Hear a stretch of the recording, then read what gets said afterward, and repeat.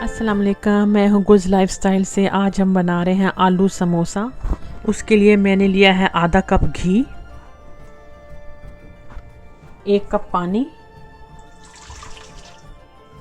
1 teaspoon ज़ीरा, 1 teaspoon नमक,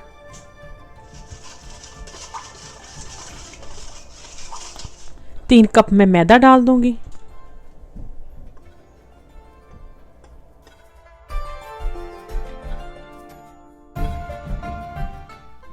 आटा हमने गूंद लिया, अब हम फिलिंग तैयार करेंगे। अभी हम समोसे की फिलिंग तैयार करेंगे। हमने लिया है 1 tablespoon cooking oil, half tea spoon इसमें ज़ीरा डाल देंगे। ज़ीरा डालने के बाद मैं इसमें हरी मिर्च डाल दूंगी। आधा किलो आलू मैंने उबाल लिए थे, उसे हल्का हल्का मैश कर लिया। मैं प्याज डालना भूल गई, 1 हम प्याज डाल देंगे।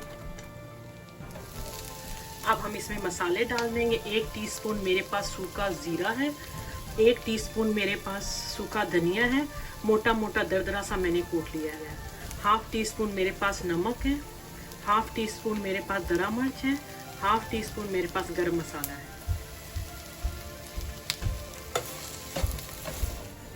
हाफ टी स्पून में इसमें पेपरिका डाल दूंगी, आप रेड चिली भी डाल सकते हैं। फिलिंग हमारी तैयार है।